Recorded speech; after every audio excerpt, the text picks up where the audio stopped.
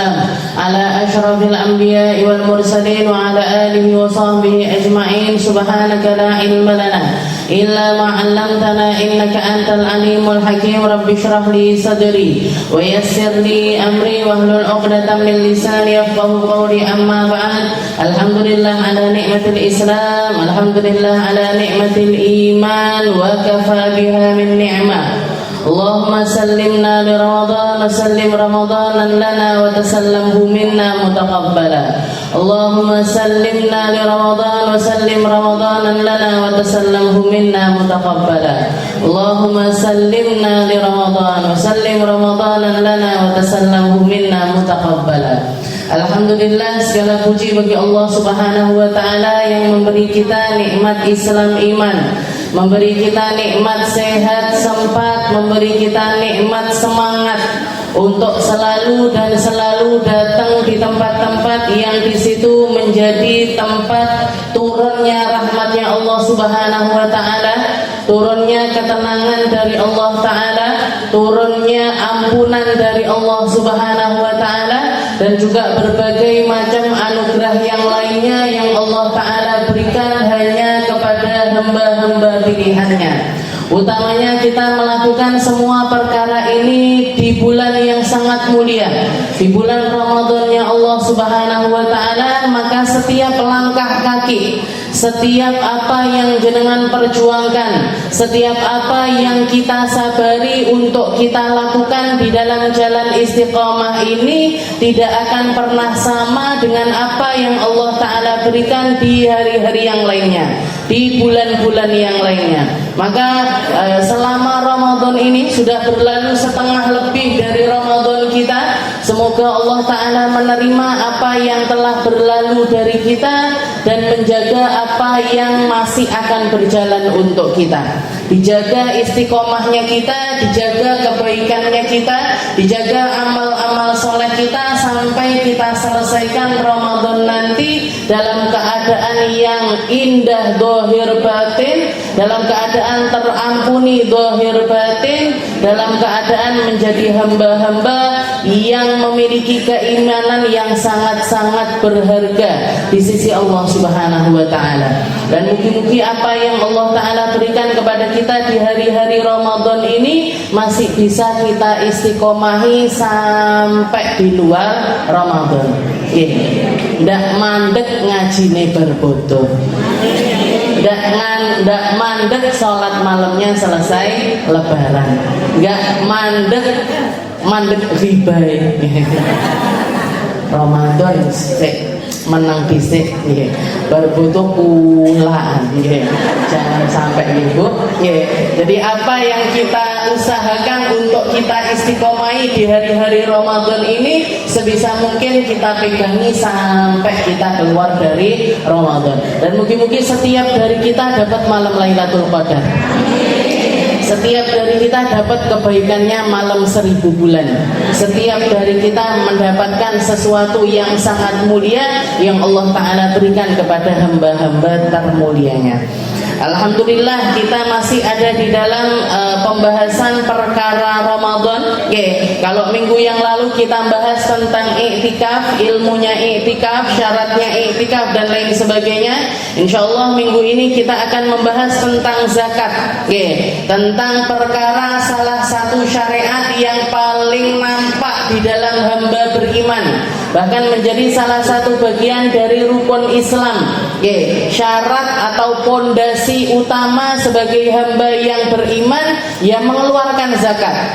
Setelah bersyahadat, setelah sholat, setelah puasa dan lain sebagainya, maka zakat ini harus menjadi bagian dari kehidupan seorang hamba, harus menjadi salah satu amaliyah yang paling kita perhatikan di dalam harta kita.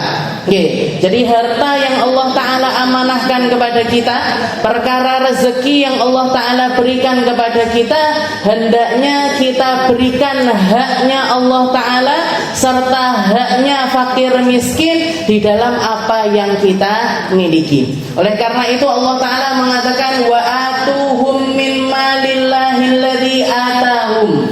Wahai Muhammad, ambil atau atau khudh min amwalihim shadaqatan tutahhiruhum biha wa tuzakkihim. Di dalam ayat yang lain Allah Ta'ala mengatakan, wahai Muhammad, ambil dari harta orang-orang kaya, khudh min amwalihim, sebagai apa? Sebagai bentuk shadaqatan tutahhiruhum biha wa tuzakkihim, sebagai sedekah untuk membersihkan harta mereka dan menyucikan keadaan harta mereka.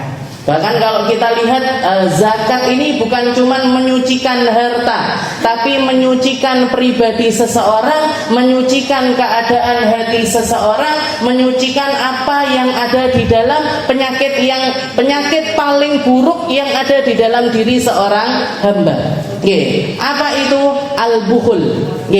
Jadi pelit atau kikir itu harusnya nggak ada di dalam hati seorang beriman. Orang muslim itu harusnya loman, mau kaya mau nggak kaya hatinya harus loman. Orang beriman itu harusnya hatinya lapang, harusnya hatinya lapang, mau berbagi, suka berbagi. Salah satu bagian di dalam kehidupannya adalah tidak adanya rasa bukhul di dalam hatinya, atau penyakit yang namanya kikir, kikir pelit. Di dalam salah satu hadis Nabi Muhammad SAW pernah menanyakan kabar kepada salah satu kelompok umat muslim yang ada di daerah sebelah, atau istilahnya di desa yang enggak satu desa dengan Nabi Muhammad SAW. Karena di bawah kepemimpinan Nabi, umat muslim ini berkembang sampai ke pelosok-pelosok, sampai ke pelosok-pelosoknya Madinah, dan di tempat-tempat tersebut Rasulullah selalu memilih pemimpin-pemimpin untuk mimpin sholat, untuk tempat mereka bertanya tentang agama, untuk nalkin mereka Al-Quran dan lain sebagainya. Selalu Nabi Muhammad ini memberikan pemimpin-pemimpin di desa-desa tersebut. Maka Rasulullah pernah suatu hari itu nanya kepada satu kaum, kaifa khabaru raisikum? Katanya Nabi Muhammad, gimana kabar pemimpin kalian? Gimana kabar dari pemimpin kalian? Katanya sahabat tersebut mengatakan, bi khair ya Rasul. Alhamdulillah ya Rasul, orangnya baik, orangnya tanggung jawab, orangnya baik, bagus-bagus. Pujian-pujian yang dia utarakan kepada Nabi Muhammad SAW. Setelah itu laki-laki tersebut mengatakan, illa wahid ya Rasul, kecuali satu kurang ya Rasul. Apa? Al-bukhul. Wonge rodok medit. Pak camat saya, atau lurah saya, atau bupati saya, rodok melirit ya Rasul. Maka katanya Nabi Muhammad SAW, wa madaun aswa'u minal bukhul. Katanya Rasulullah, penyakit hati mana yang lebih buruk daripada kikir, daripada pelit? Ganti, langsung dilengsarkan, Bu. Bayangkan, jangan bayangkan pemimpinnya nggak kayak pemilihan marah ya zamannya Rasulullah SAW. Rasulullah milih ini orang yang bertanggung jawab, mau dikasih, mau dicabut. Langsung sama Rasulullah SAW, badilhu bi Amr bin Jamuh. Ganti pemimpinnya, lengserkan pemimpin yang sekarang, ganti yang jadi pemimpin sekarang adalah sahabatku yang bernama Amr bin Jamuh. Dari hadis ini Rasulullah mengatakan, wa madaun aswa minal bukhul. Penyakit mana yang lebih buruk dibandingkan pelit? Orang itu mau miskin mau kaya, kalau nggak pelit, kalau dia itu loman atau nggak ijir-ijiran minimal itu, nggak ijir-ijiran, itu kita temenan sama orang seperti itu enak, Bu. Selalu akan nyaman, ngerteni, paham diri, bukan cuman istilahnya ngejipne dan lain sebagainya. Mau berbagi, mau melakukan sesuatu, mau keluar dari apa yang memang harusnya dia keluarkan. Maka kita kumpulan sama orang seperti itu selalu nyaman. Tapi ada satu aja yang nggak ngerteni dengan dirinya, nggak ngerteni dengan apa yang harusnya dia keluarkan, itu selalu bikin nggak nyaman. Akan selalu bikin nggak nyaman. Garek kuat-kuatan. Derek kuat-kuatan mana yang betah untuk berteman dengan orang-orang semacam itu. Jadi salah satu penyakit hati yang harus kita keluarkan di dalam diri kita adalah al-bukhul. Karena orang kalau nuruti kikir dirinya, orang kalau nuruti pelit yang ada di dalam dirinya, ini nanti akan tambah parah, akhirnya masuk ke dalam penyakit yang namanya syuh. Syuh ini apa? Syuh itu di atasnya bukhul. Syuh itu di atasnya pelit. Apa? Kalau pelit itu orang pelit untuk berbagi kepada orang lain. Tapi kalau syuh itu bahkan pelit untuk dirinya sendiri. Pelit untuk dirinya sendiri. Punya duit bisa beli makanan enak, bisa beli sesuatu yang layak untuk dirinya. Tapi panggah mikir, eman, panggah eman terus. Mau beli kulkas di rumahnya pintunya cepot misalkan. Ada duitnya, tapi semane mas kiai ndak apa diotong lawange, kok dipasang diotong lawange dipasang. Kalau nggak ada duitnya memang berarti keadaan. Tapi kalau ada duitnya, ini harus dipertanyakan ini. Terus Bu, jenengan duit itu disimpan di rekening itu buat apa? Buat apa? Saya sampai nemukan ada orang saking istilahnya naruh duit ditaruh di bawah kasurnya dia, ditaruh di kumplung-kumplung Bu, ditaruh di kumplung-kumplung, habis itu dimasukkan di bawah ranjangnya dia, sampai lupa bertahun-tahun keluar sabun mumet, dimakan rayap sampean. Ini kenapa? Allah Ta'ala mengatakan di dalam Al-Quran, wailul likulli humazatil lumazah alladzi jama'a malan wa 'addada. Salah satu golongan orang yang diancam sama Allah Ta'ala untuk masuk ke dalam neraka wail, untuk masuk ke dalam neraka, salah satu penghuninya neraka ini modelnya adalah alladzi jama'a malan wa 'addada yahsabu anna malahu akhlada. Orang yang kerjaannya itu numpuk-numpuk duit, numpuk-numpuk harta, numpuk-numpuk STNK, numpuk-numpuk surat tanah, numpuk-numpuk perhiasan. Habis itu dia apain? Ditung, dipangan yo ora, buat bangun rumah juga enggak, buat nyekolahin anaknya lebih layak juga enggak. Jadi mek ditumpuk, tok ditoto, tok ditung. Oh, emas wis nambah sakmene gram, atau semene kilo, ditumpuk tok. Maka apa yang terjadi ini? Katanya Allah Ta'ala, alladzi jama'a malan wa 'addada, yahsabu anna malahu akhlada. Dikira duit itu nanti bakalan jadi temannya dia selama-lamanya. Padahal duit ini kalau hak-haknya nggak dikeluarkan, utamanya adalah yang wajib-wajib, dia akan menjadi sesuatu yang kembali kepada kita dalam keadaan buruk.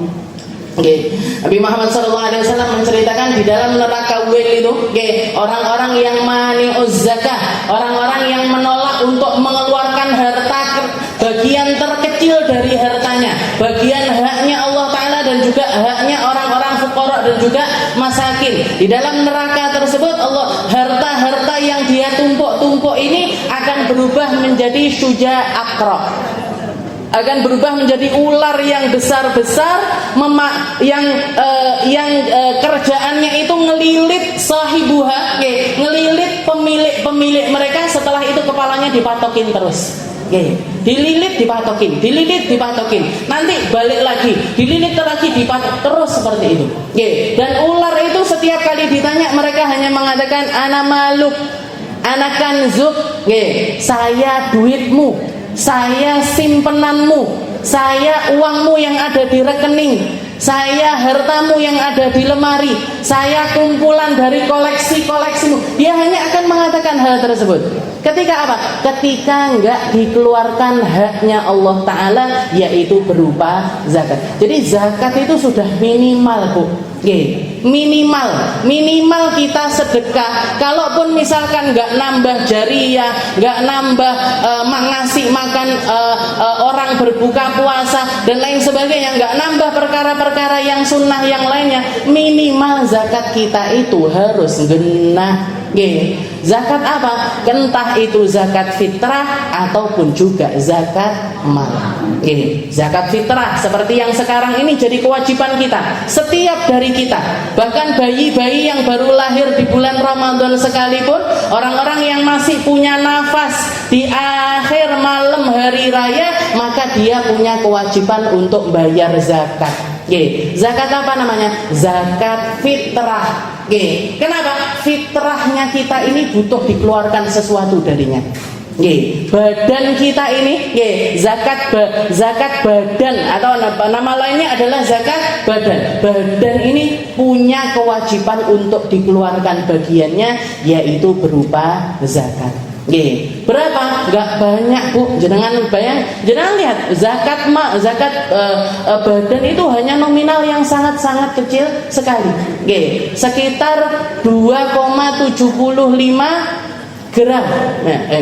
2 kilo, pokoknya satu sok, satu sok itu 4 mut, satu mut itu sekitar 6, sekian ons, kok gram, ons, jadi apa namanya, sekitar 7, kalau mau dibulatkan 7, jadi kalau misalkan kita mau hati-hati, zakat itu sekitar 2,8 kilo. 2,8 kilo. Berapa duitnya? 45. Sekitar 45.000, atau 50.000 setahun pisang. Setahun sekali di bulan Ramadan. Maka nominal yang sangat kecil sekali. Bahkan zakat harta pun sebenarnya juga kalau dilogikakan sangat sedikit sekali. 2,5% dari harta kita. Dan itu kalau nggak dilatih dari awal, nggak dilatih dari kita pertama kali bekerja, itu akan menjadi sesuatu yang sulit untuk kita realisasikan di waktu yang lainnya.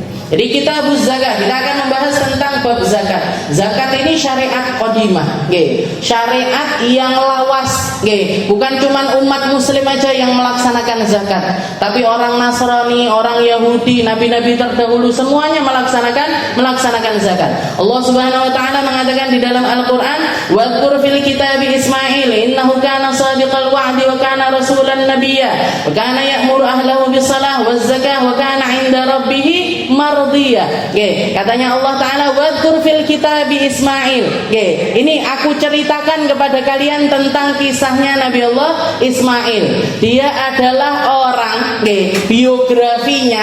Nah, Allah Ta'ala menceritakan tentang kriteria seseorang hambanya yang mulia yang bernama Nabi Allah Ismail. Innahu kana shadiqal wa'di. Dia adalah orang yang tepat janji. Kalau sudah janji bakalan beliau tepati. Wa kana rasulan nabiyya, dan beliau adalah seorang rasul juga seorang nabi. Wa kana ya'muru ahluhu bis salati waz zakah, dan Nabi Ismail itu adalah orang yang memerintahkan keluarganya untuk sholat serta zakat. Makanya para ulama itu menamakan zakat ini ukhtus sholat, saudaranya sholat. Kenapa? Karena nggak terpisahkan.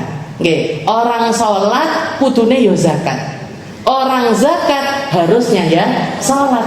Jadi Allah Ta'ala nggak pernah melepaskan aqimus shalah wa atuz zakah, iqamis shalah wa itaiz zakah. Selalu mendirikan sholat, menunaikan zakat, mendirikan sholat, menunaikan zakat. Jadi Nabi Allah Ismail melaksanakan zakat. Nabi Allah Isa juga mengatakan hal yang semacam itu. Ketika beliau baru lahir, ibunya Sayyidah Maryam ditutup atau dihina, dicaci maki sama orang-orang Yahudi, mengatakan kepada Sayyidah Maryam, "Ya Maryam, makanat abuki imra'asu'i wa makanat ummuki baghiyah." Wahai Maryam, kamu ini turunannya orang soleh, bapakmu orang baik, ibumu orang baik. Kok bisa kamu punya anak tanpa adanya pernikahan. Apa yang dilakukan Sayyidah Maryam? Fa asyarat ilaih. Beliau cukup nunjuk kepada bayi yang ada di timangannya beliau. Setelah itu diberikan atau dihadapkan wajah dari Nabi Isa yang masih merah ini tadi, Bu.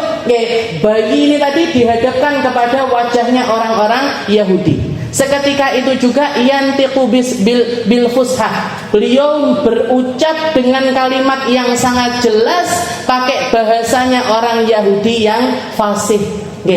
Beliau mengatakan, ini Abdullah ataniyal kitabu wa ja'alani nabiyya wa ja'alani mubarakan ainama kuntu wa awsani bis salati waz zakati ma dumtu hayya. Katanya Nabi Allah Isa waktu itu, saya adalah hamba Allah. Ataniyal kitab, nanti kalau saya sudah dewasa saya akan diberikan Alkitab oleh Allah Ta'ala. Akan diberi Injil oleh Allah Ta'ala. Salah satu yang beliau ucapkan di situ, wa ausani bis salati waz zakah. Saya ini nanti akan diwasiati sama Allah Ta'ala untuk melaksanakan sholat serta melaksanakan zakat. Jadi bukan cuma umat muslim aja yang berzakat, tapi nabi-nabi terdahulu semuanya juga zakat. Makanya zakat itu para ulama mengatakan kewajibannya ijma' Al-Quran, ijma' Al-Hadis, dan juga ijma' para ulama. Semua golongan, semua tempat kita punjerane untuk mengamalkan sesuatu menaskan kalau zakat itu hukumnya adalah wajib. Di dalam Al-Quran dihukumi wajib, di dalam hadisnya Nabi Muhammad juga dihukumi wajib, di dalam ijma'nya para ulama juga dihukumi wajib. Jadi kalau ada orang mengatakan wes ora usah zakat, niku jenengan bandem sandal wani apa ndak dari Jadi kalau ada orang yang ngomong aneh-aneh tentang zakat, Sayyidina Abu Bakar As-Siddiq, Sayyidina Abu Bakar sepeninggal dari Nabi Muhammad SAW, setelah Nabi Muhammad wafat itu, Bu, orang-orang yang ada di sekitaran Madinah, kelompok-kelompok orang-orang yang dulunya sudah masuk Islam, sudah baiat sama Nabi Muhammad SAW, banyak yang keluar dari agama Islam, banyak yang murtad. Dikira setelah Nabi Muhammad meninggal agama Islamnya ya sudah selesai. Maka banyak di antara mereka ada yang datang kepada Sayyidina Abu Bakar sambil mengatakan, wahai Abu Bakar, kami akan tetap ada di dalam agama Islam, kami akan tetap melaksanakan sholat, kami tetap akan melaksanakan puasa Ramadan, kalau kami mampu kami akan melaksanakan ibadah haji, tapi izinkan kami untuk enggak melakukan salah satu syariat Islam. Apa itu? Zakat. Mereka menolak untuk melaksanakan zakat. Kenapa? Karena logikanya orang yang bekerja, logikanya orang yang nyari duit, orang yang produktif, aku tangi isu, kerja banting tulang, dengan ngumpulin 1 rupiah demi 2 rupiah, 1.000, 2.000, 5.000, saya ngumpulin uang ini dengan susah payah, kok dadak kudu ditok nih 2,5%. Jadi mereka banyak orang itu menganggap kekayaan yang dia miliki itu hasil kerja kerasnya, hasil kecerdasannya, hasil kegigihannya, hasil dari pemikirannya. Padahal di situ ada yang paling dominan adalah andilnya Allah Subhanahu wa Ta'ala. Yang bikin kita gigih kerja Allah. Yang menyehatkan kita untuk kerja Allah, yang ngasih umur kepada kita Allah. Modalnya semuanya dari Allah Ta'ala, Bu. Kalau Allah Ta'ala minta 2,5%-nya, itu sesuatu yang sangat-sangat wajar. Jenengan dodolan di Shopee, ada yang jualan di Shopee? Itu biaya adminnya berapa, Bu? Oh, enggak ada yang jualan ya? Saya tok kayak itu loh, ada biaya adminnya. Jadi kalau kita numpang lapak atau nyewa, atau logika gini, kalau jenengan mau jualan di pasar atau jualan di mall atau jualan di pusat-pusat perbelanjaan. Kita mau nyewa tempatnya untuk jualan itu loh, nggak mungkin digratisi, itu nggak mungkin. Setahun sekian juta, setahun sekian juta. Nah itu kita ngeluarinnya dengan rela-rela aja. Oh iya bayar sewane sakmene. Oh iya bayar sewane sakmene. Rela kita, jenengan belanja atau beli makanan, di situ mesti ada bukan cuman harga makanan, tapi ada PPN-nya, ada tax-nya. Kita bayar bahkan sampai 10%, 15%, dibayar, dengan rela. Kenapa? Karena kita menikmati makanan-makanan yang ada di tempat tersebut. Nah, ini kita dapat semuanya dari Allah Ta'ala. Cuman diminta sama Allah Ta'ala ngeluarin 2,5%-nya. Mosok abot, masa berat. Nah itu yang jadi Sayyidina Abu Bakar itu begitu ditinggal wafat Nabi Muhammad SAW, kelompok murtadin itu macam-macam. Ada yang benar-benar keluar dari agama Islam. Sebagian di antara mereka mani'uz zakat. Sebagian di antara mereka menolak untuk melaksanakan zakat. Katanya Sayyidina Umar sempat menenangkan Sayyidina Abu Bakar sambil mengatakan, wahai Abu Bakar, bene ndak popo, nggak usah diperangi, nggak usah nemen-nemen sama mereka, toh mereka cuman nggak mau membayar zakat. Apa katanya Sayyidina Abu Bakar? Nggak bisa wahai Umar, nggak bisa wahai Umar. Ini adalah haknya Allah Ta'ala, ini kewajiban yang datang dari Allah Ta'ala. Kalau saya melonggarkan di dalam satu perkara ini, yang perkara-perkara lainnya akan ikut menjadi longgar. Nah, di situ para sahabat baru tahu kalau Sayyidina Abu Bakar itu justru lebih tegas dibandingkan Sayyidina Umar. Orang banyak taunya Sayyidina Umar yang menggebu-gebu. Tapi ternyata Sayyidina Abu Bakar di situ ada penegasan yang sangat luar biasa dari Sayyidina Abu Bakar untuk menolak toleransi di dalam perkara seman. Akhirnya diperangi, Bu. Perang. Sampai terjadi peperangan. Walaupun kita lulbiro, peperangan melawan orang-orang muslim yang menolak melakukan beberapa dari syariat agamanya Allah Ta'ala, gak seperti peperangan yang diajarkan sama Nabi Muhammad SAW. Istilahnya gini, kalau zaman Nabi Rasulullah itu kalau ngatur peperangan, salah satu aturan yang tertulis di situ, kalau mau bunuh lawan, bunuh di tempat-tempat yang vital, penggal kepalanya dan langsung mati, atau tusuk jantungnya biar langsung mati. Nggak boleh membunuh dengan berlahan, itu nggak boleh. Nggak boleh melukai di tempat-tempat yang dia ini sekiranya nggak langsung mati, itu nggak boleh. Ini aturan main peperangan yang diajarkan sama Nabi Muhammad SAW. Biar apa? Biar nggak kesakitan terlalu lama. Tapi ketika zaman Sayyidina Abu Bakar dan yang diperangi ini bukan orang kafir, tapi orang-orang murtad yang semacam ini, katanya Sayyidina Abu Bakar, jangan langsung bunuh mereka, tapi lukai mereka di tempat-tempat yang sekiranya dengan luka itu bisa memberi kesempatan bagi mereka untuk bertobat. Jadi nggak dibunuh. Jadi ketika perang melawan para bigho atau orang-orang yang keluar jalur dari agama Islam, itu Sayyidina Abu Bakar memiliki kebijakan yang lain dari kebijakannya Nabi Muhammad SAW. Makanya benar Nabi Muhammad mengatakan, a'addu alaikum bisunnati wa sunnatul khulafa'ur rasyidin min ba'di wa 'addu alaikum bin nawajid. Hendaknya kalian itu mengikuti sunnahku dan juga sunnahnya para khulafaur rasyidin, Sayyidina Abu Bakar, Umar, Utsman, Ali. Ini 4 khulafa ini, 4 khalifahnya Nabi ini. Aturan yang terjadi di zaman mereka juga menjadi aturan hukum di dalam agama Islam. Kenapa? Karena mereka adalah orang-orang yang paling paham dengan logikanya Nabi Muhammad SAW.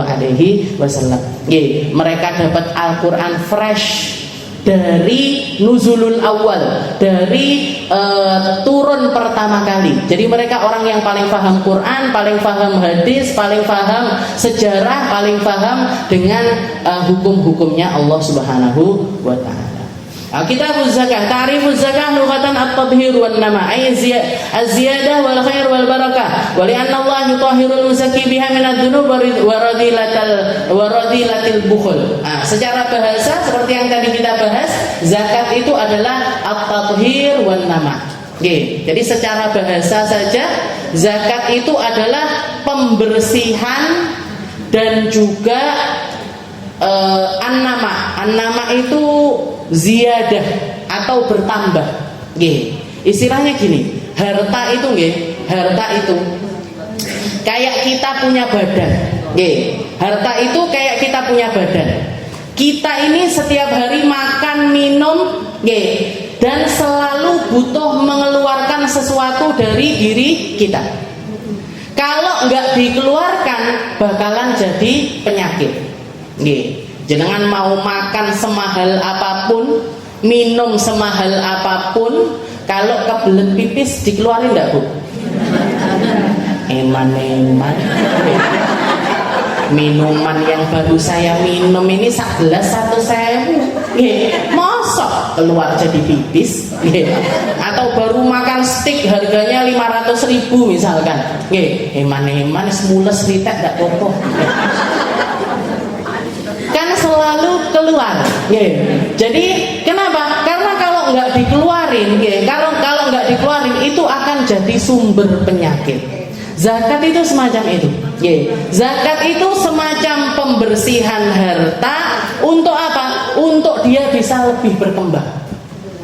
Pembersihan harta agar dia ini menjadi ziyadatul khair, nambah berkahnya, nambah kebaikannya, nambah perkara-perkara yang baik yang bisa kita lakukan dengan harta kita. Makanya orang bisa beramal baik.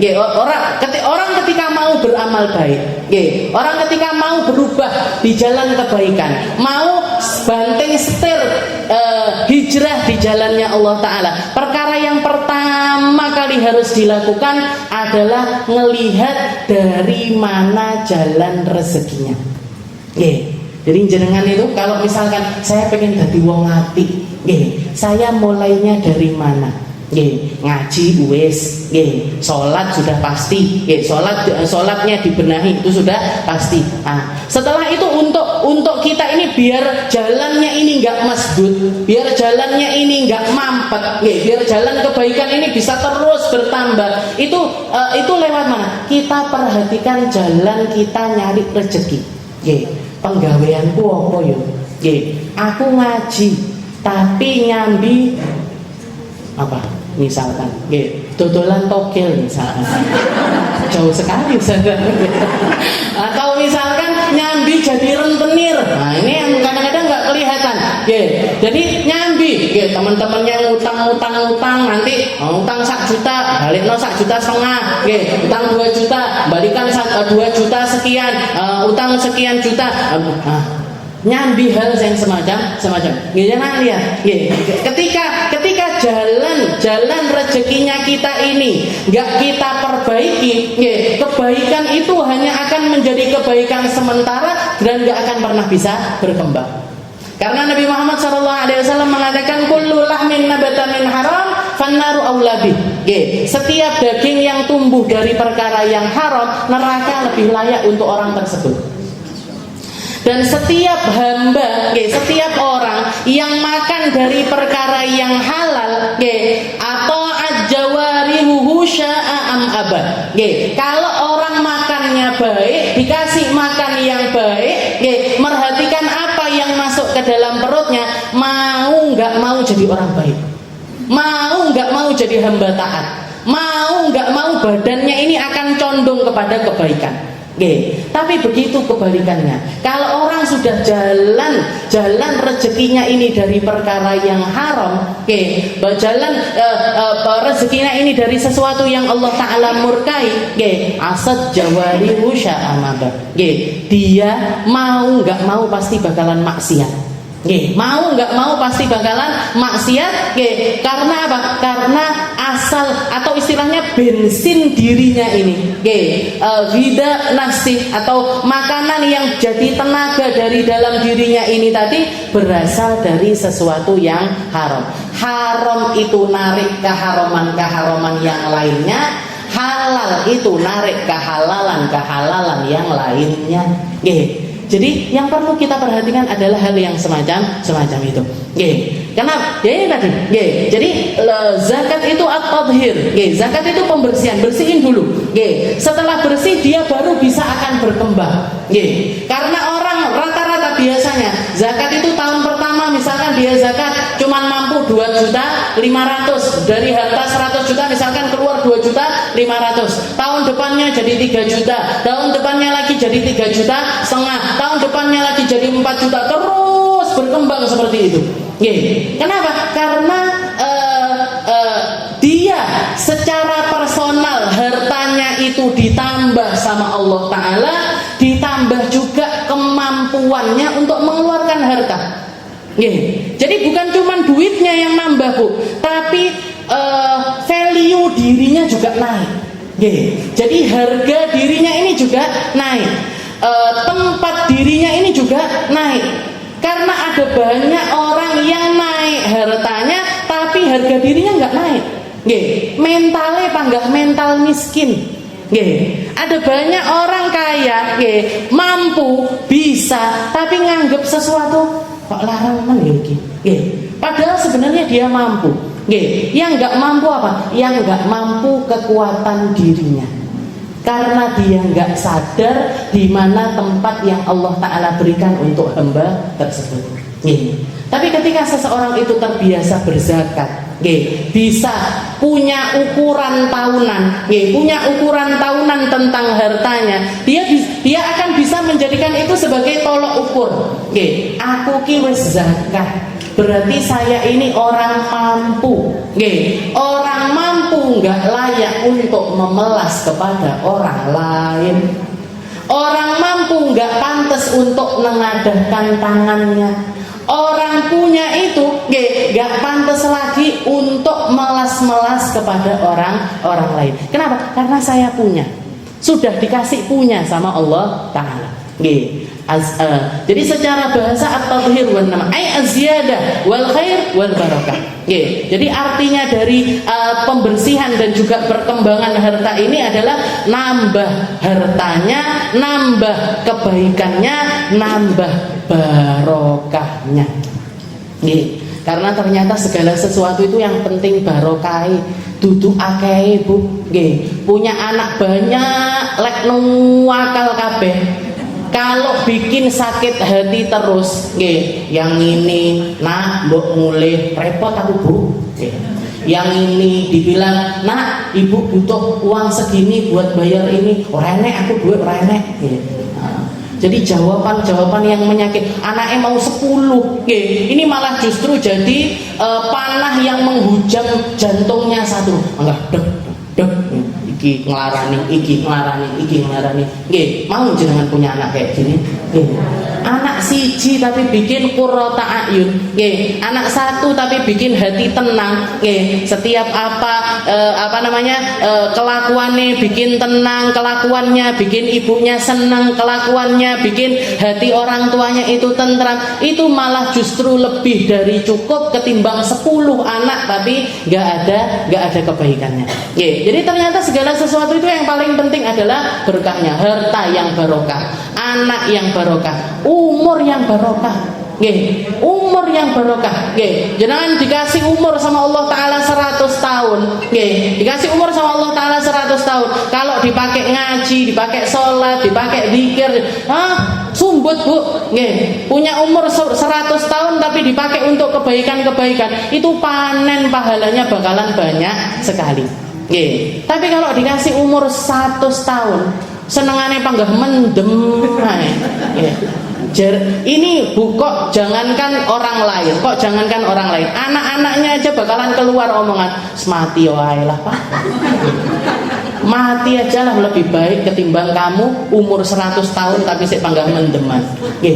Kan seperti itu. Kenapa? Karena nggak ada barokahnya. Jadi sesuatu itu kita cari, kita mintanya sama Allah Ta'ala yang berkah, umur yang berkah. Kita lihat ulama-ulamanya kita, orang-orang yang mulia di sisi Nabi Muhammad SAW, atau orang-orang mulia di sisi Allah Subhanahu Wa Ta'ala. Banyak di antara mereka yang umurnya nggak panjang. Sayyidah Aisyah panjang umur sampai 70 tahun lebih. Sayyidah Khadijah sampai panjang umur sampai umur 70-an tahun. Tapi Sayyidah Fatimah Zahra yang jadi pemimpin para wanita ahli surga, meninggal umurnya belum sampai 30 tahun. Meninggal umurnya belum sampai 30 tahun. Sayyidah Maryam, ibunya Nabiullah Isa, ibunya Nabiullah Isa, ketika beliau diuji sama Allah Ta'ala hamil tanpa pasangan, itu umurnya belum sampai 15 tahun. Tapi keimanannya teruji. Setiap kali Nabiullah Zakaria masuk, ulama dakhala 'alaiha Zakaria al-mihrab wajada 'indaha rizqa. Diceritakan sama Allah Ta'ala di dalam Al-Qur'an, setiap kali Nabiullah Zakaria masuk ke dalam tempat ibadahnya Sayyidah Maryam, wajada 'indaha rizqa. Di situ ada makanan, ada rezeki. Bahkan seringkali dikatakan rezekinya ini, kalau lagi musim panas ada rezeki musim dingin, kalau lagi musim dingin ada rezeki musim panas. Gampangnya kalau kita logikanya orang Indonesia, orang musim durian ujung-ujung kena durian.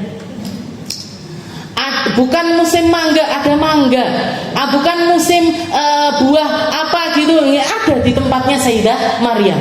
Setiap itu pun Nabi Zakaria masih nanya, ya Maryam anna laki hadza, wahai Maryam kamu dapat rezeki ini dari mana?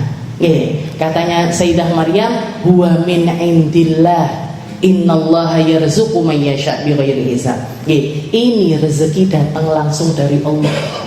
Allah kalau mau ngasih rezeki seseorang, Allah Ta'ala memberikannya dengan cara yang terserah Allah. Mau nggak musim, mau lewat jalan apapun, berarti wis dadi wali bu, umurnya belum sampai 15 tahun. Sudah siap dapat ujian yang bahkan mungkin orang-orang yang lebih tua dari dia nggak akan kuat menerima ujian tersebut. Ini Sayyidah Maryam.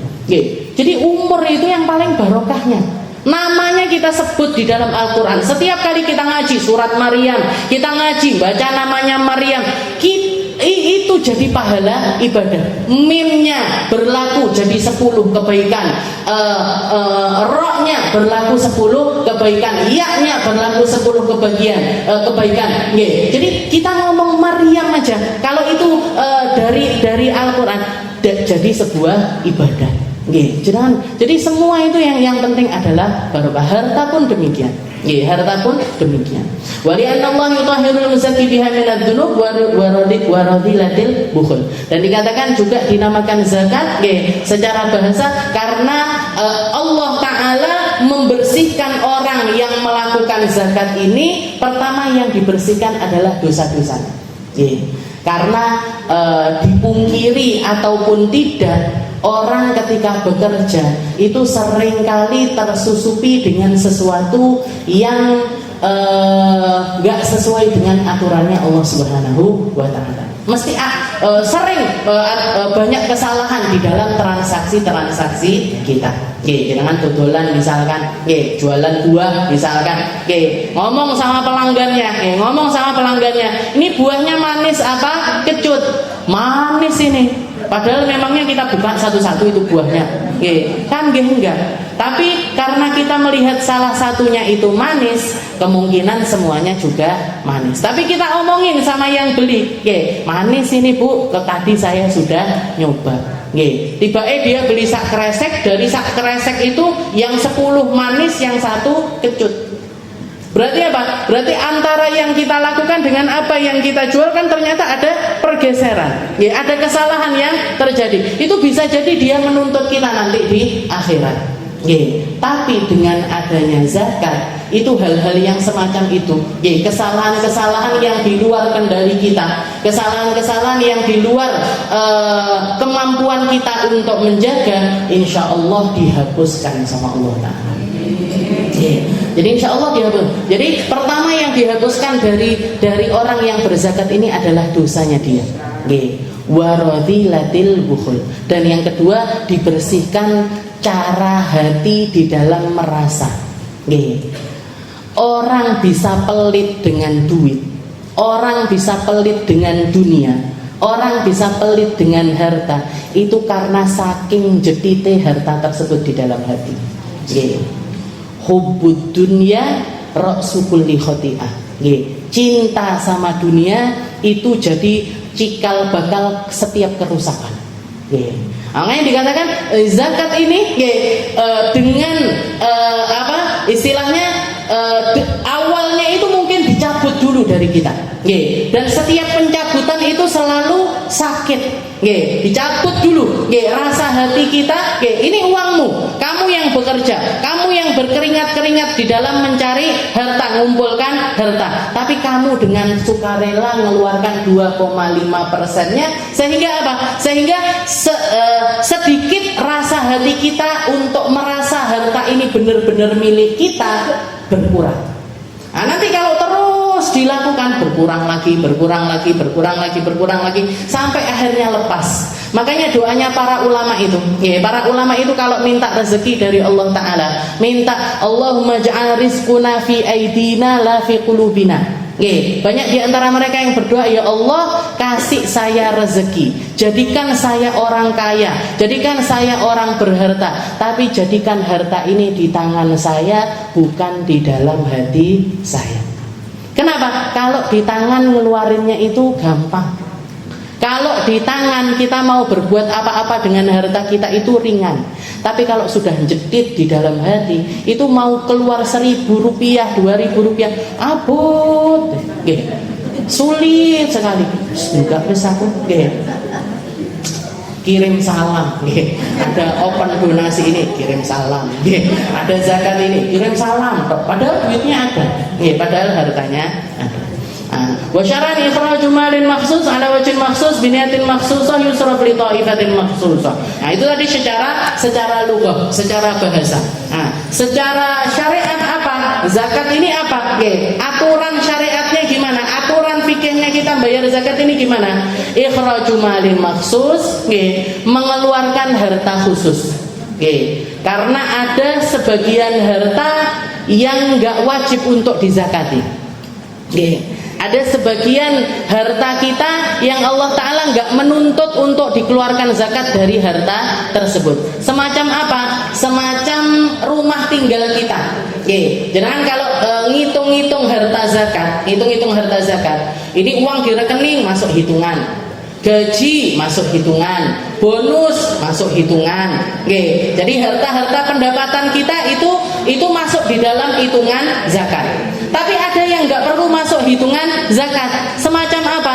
Dari harta itu kita beli rumah. Nah, rumah tinggal kita ini nggak perlu dizakati. Jangan punya toko, punya usaha, misalkan buka toko atau buka warung. Mana ini yang wajib saya zakati? Dagangan yang kita taruh di toko tersebut. Nah, itu wajib dihitung. Duit dagangan jilbab 10, 10 ini dihitung. Punya dagangan baju 10, 10 ini dihitung. Nah, dagangan ini yang kita hitung untuk nanti setelah ditotal, kalau nyampe nisabnya, nyampe batasan minimalnya, maka wajib keluar zakat. Tapi kalau misalkan masih di bawah nisab, maka nggak wajib keluar zakat. Mana yang nggak wajib dizakati? Etalase tokonya jenengan itu nggak wajib dizakati. Mesin kasir nggak wajib dizakati. Kipas angin, lampu, AC dan lain sebagainya. Nah, itu nggak perlu. AC ku regone sakmene. Dihitung masuk di dalam harta zakat, nggak perlu. Punya jenengan punya mobil, jenengan punya mobil atau motor, punya kendaraan. Nah, kendaraan ini kalau dipakai, mau jenengan punya 10 sekalipun nggak wajib dizakati. Pajak, itu kan pemerintah, itu kusiala. Nah, jadi kalau misalkan yang dipakai, maka itu nggak wajib dizakat. Tapi kalau misalkan jenengan punya motor 10, yang tak pakai 2, yang 8 kalau ada yang towo takdol, misalkan, atau di foto diiklankan juga di Shopee. Nah, berarti apa? Masuk list harta yang wajib untuk kita zakat. Perhiasan juga gitu, perhiasan yang normal yang kita pakai sehari-hari. Mau jenengan punya gondel 15, Senin dhewe, Selasa dhewe, Rebo dhewe. Nah, jadi sebulan itu setengah bulan, setengah sasi ganti gondelnya. Gimana ini wajib dizakati, Bang? Enggak wajib. Tapi kalau jenengan simpan wajib untuk dizakati. Harta kita yang masih ada di orang lain, jenengan punya uang 100 juta, 50 jutanya di rekening, 50 jutanya diutangi koncone tidak dibayar-bayar. Nah, gimana ini? Wajib nggak saya masukkan 50 juta yang masih jadi utang teman saya ini tadi, wajib nggak dimasukkan ke dalam list zakat saya? Kalau kemungkinan besar untuk dibayar itu ada, maka wajib masuk di dalam harta zakat. Tapi kalau koyo wong wis ilang, nah, maka berarti nggak wajib di zakat. Ikhraju malin maksus ala wajhin maksus, caranya khusus. Jadi zakat ini caranya kita untuk ngeluarinnya juga ada syarat-syaratnya. Kalau zakat fitrah di bulan Ramadan harus sebelum sholat Idul Fitri dan lain sebagainya.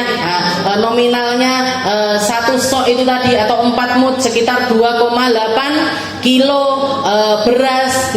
Atau kalau sebagian madhab mengatakan boleh menggantinya dengan duit. Walaupun yang muktamad itu pakai qut baladi, pakai makanan pokok dari daerah tersebut. Tapi sebagian ulama mengatakan karena fungsi uang ini sudah setara dengan makanan pokok, atau istilahnya gampang orang itu untuk nukerkan uang ini menjadi makanan pokok, maka sebagian ulama boleh menjadikannya makanan pokok. Jadi caranya tertentu. Ada cara-cara tertentu. Kalau zakat harta harus haul, ada syaratnya tahunan. Setelah itu harus sampai mencapai nisab. Kalau mencapai nisab wajib keluar. Kalau masih di bawah nisab, misalkan saya mau sambil belajar zakat Ustazah, walaupun harta saya masih di bawah nisab, saya keluarkan, maka silahkan. Tapi tidak ada ketentuan 2,5% di situ. Jadi kalau misalkan pengen belajar zakat, karena hartanya masih belum mencapai nisab, maka boleh belajar zakat, tapi tidak ada kewajiban atau tidak ada ketentuan nominal tertentu di dalam perkara tersebut. Saya tak belajar dulu mulai dari 1%. Saya tak belajar dulu mulai 1,5%. Jadi belajar dikit-dikit agar kita dimampukan untuk berzakat. Jadi ikhraju malin maksus ala wajhin maksud biniyatin maksusah, juga dengan niat tertentu. Sebagaimana setiap amalan tergantung sama niatnya, zakat ini juga gitu. Kalau kita keluar duit, kita niatkan untuk zakat maka menjadi zakat. Tapi kalau kita keluarkan untuk sesuatu yang lain, maka jatuhnya bukanlah menjadi zakat. Jadi harus diniatkan. Biniyatin maksusah yusraf li ta'ifatin maksusah, juga harus diberikan ke golongan tertentu, atau yang sering kita kenal dengan tamaniyatu asnaf, 8 golongan orang yang boleh menerima zakat atau berhak menerima zakat. Waktu haqqahu yauma hasadi, katanya Allah Ta'ala di dalam zakat pertanian, katanya Allah Ta'ala waktu haqqahu yauma hasadi, berikan haknya. Haknya siapa? Haknya fakir miskin dan juga golongan 8 ini tadi dari apa yang kalian tanam di setiap kali dia panen. Nah, kalau kita kerjaannya itu modelnya adalah pertanian, maka kewajiban zakatnya itu setiap panen, bukan setiap tahun. Nah, jadi nanti setiap model harta ada kriteria sendiri di dalam zakatnya. Litaifan, jadi nggak boleh. Kalau harta zakat dimasukkan ke masjid nggak boleh. Harta zakat dipakai buat bangun nggak boleh. Jadi gampangnya zakat itu harus diterima kepada orang yang memang dia itu masuk di dalam golongan 8 orang ini tadi. Entah itu fakir, entah itu miskin, entah itu gharim dan lain sebagainya. Nah, kalau misalkan kita berikan harta zakat kita tapi bukan kepada golongan yang semacam ini, maka hitungannya juga nggak jadi zakat. menjadi sedekah yang lainnya. Wallahu a'lam bishawab. Ini masih tentang zakat, masih tentang zakat.